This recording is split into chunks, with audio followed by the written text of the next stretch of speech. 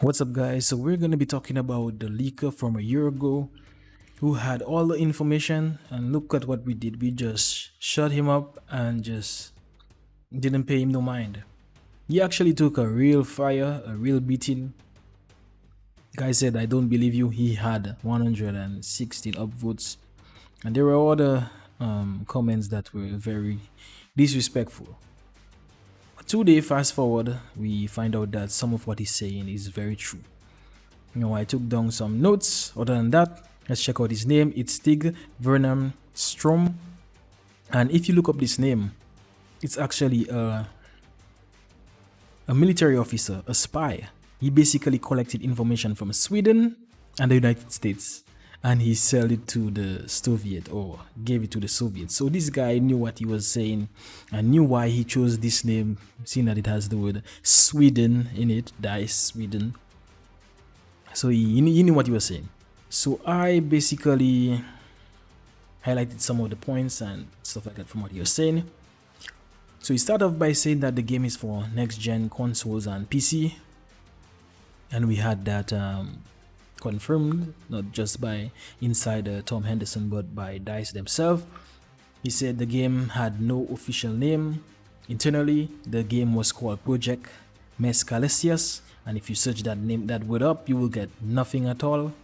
So don't even worry about it. He said that the core game mode was Conquest, but it had space for 128 players. Keep in mind that this right there, that leak was over a year before anything actually came out, so we didn't have any information about it.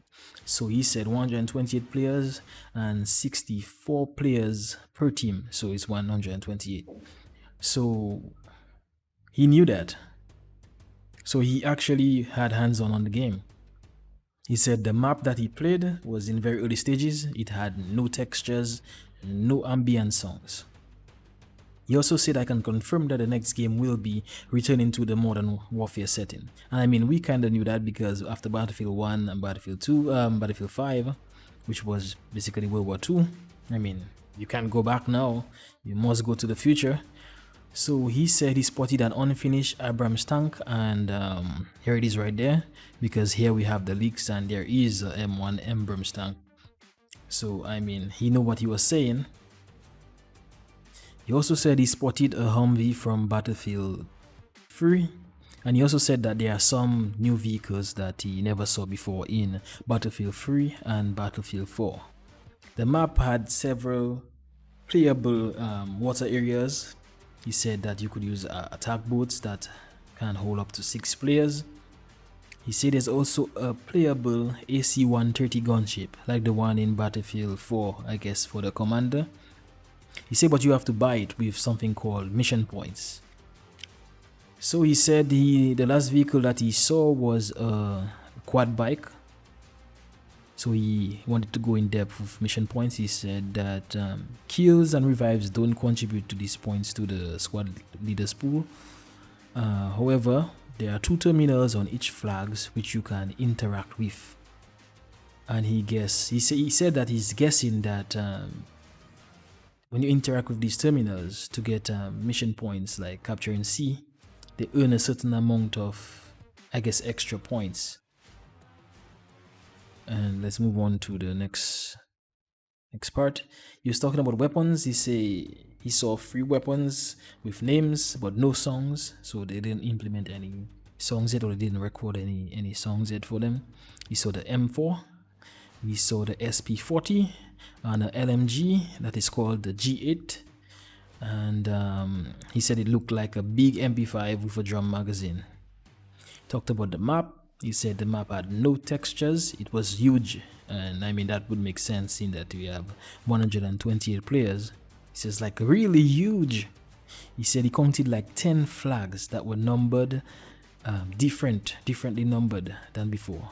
He said A1, A2, B1, B2, and so on. And if you check Tom Henderson, he actually talked about that and said that B1, these are like sub-objectives, and you control all the sub-objectives for more points. So that's pretty cool. But he says that if you cap A, for example, it's faster to cap A2 So basically, if you go in chronological order, or if you want to call it that, you will be capturing a lot faster rather than trying to back up objectives, if you know what I mean. The map itself looked like it was set on an island with sea surrounding the island. And if we go, let me see if I have the image here. This right there, this is an island. I wouldn't be surprised if it's just surrounded by water. It makes sense. And there could be areas on it that he said was he said there are areas on it that were accessed through only water. So there are flags that were accessible only on water, and those that were accessible only on land. So that's interesting. This could be this flag, this could be this area, maybe it could be that area you're coming in from, or maybe this area. It makes sense. It makes sense. Talked about the movement. He said it was pretty much the same as Battlefield 5, but there was something that stood out, and it was that super sprint. So you could literally do like modern warfare games, Call of Duty, where you had that super sprint, but you would then be breathless and have to catch your breath. Or he said it's similar to a bayonet charge, where you kind of stuck after running and trying to bayonet someone. You have to wait and have enough fresh air in your lungs.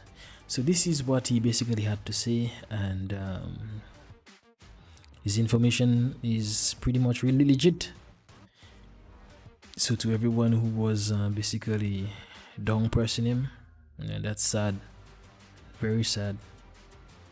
Well, that's all I got for you for today, and I'll see you when we get some more info.